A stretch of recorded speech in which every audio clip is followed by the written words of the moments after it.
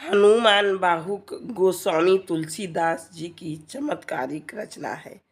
हनुमान बाहुक के विषय में यह कहा जाता है कि संवत 1664 विक्रम आब्द के लगभग गोस्वामी तुलसीदास जी की बाहुओं में वात व्याधि की गहरी पीड़ा उत्पन्न हुई थी और फोड़े फुंसियों के कारण सारा शरीर वेदना का स्थान सा बन गया था। औषध यंत्र मंत्र त्रोटक आदि अनेक उपाय किए गए, किंतु घटने के बदले रोग दिनों दिन बढ़ता ही जाता था।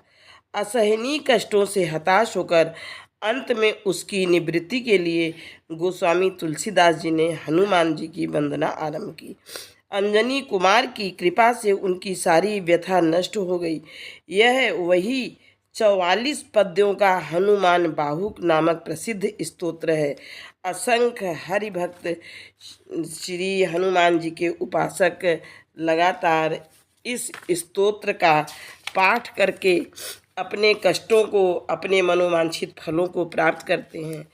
इसका प्रतिदिन 11 दिन, 21 दिन या 41 दिन पाठ करने से चमत्कारिक लाभ होता है। श्री गणेशाय नमः। श्री जानकी वल्लभो विजयते। श्रीमद् गोस्वामी तुलसीदास कृत हनुमान बाहुक। सिंधु तरन सिय सोच हरन, रवि बाल बरन तनु। भुज विशाल मूरति कराल, कालहु को काल जनु। गहन दहन निर्दहन लंक, निशंक बंक भुव। जातु धान बलवान मान मद, दवन पवन सुव। कहे तुलसीदास सेवत सुलभ, सेवक हित संतत निकट। गुण गणत नमत सुमिरत जपत, समन सकल संकट विकट। अर्थात भावार्थ हिंदी इस तरह है। जिनके शरीर का रंग उदय काल के सूर्य के समान है, जो समुद्र लांग कर श्री जानकी जी के शोक को हरने वाले, आजानुबाहु भयावनी सूरत वाले और मानव काल के भी काल हैं। लंका रूपी गंभीर वन को जो जलाने योग्य नहीं था, उसे जिन्होंने निशंक जलाया, और जो टेढ़ी भुवों वाले तथा बलवान राक्षसों के मान और गर्व का नाश करने वाले हैं।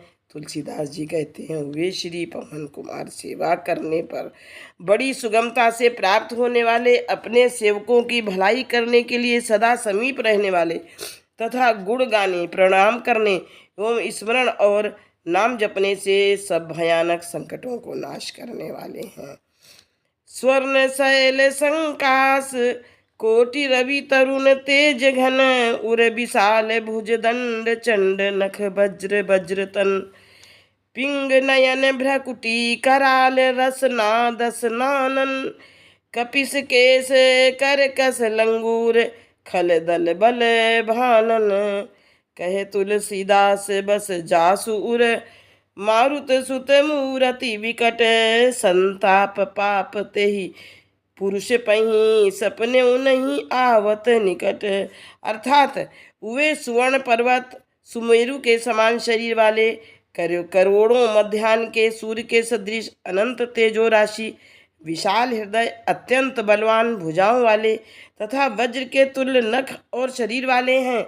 उनके नेत्र पीले हैं, भौहें, जीभ, दांत और मुख विकराल हैं। बाल भूरे रंग के तथा पूंछ कठोर और दुष्टों के दल के बल का नाश करने वाली है।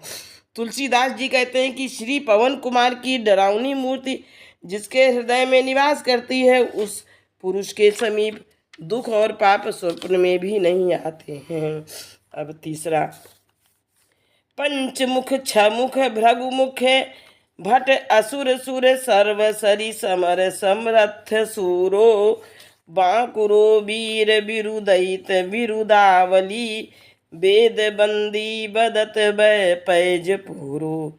जासु गुण गाथ रघुनाथ कहे, जासु बल विपुल जल भरित जग जलधि झूरो।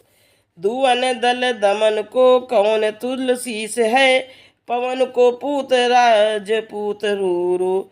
शिव, स्वामी कार्तिक, परशुराम, दैत्य और देवता वृंद सबके युद्ध रूपी नदी से पार जाने में योग्य योद्धा हैं।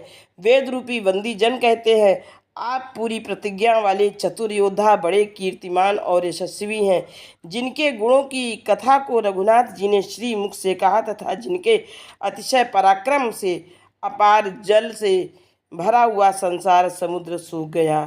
तुलसीदास के स्वामी सुंदर राजपूत पवन कुमार के बिना राक्षसों के दल का नाश करने वाला दूसरा कौन है, अर्थात कोई नहीं है।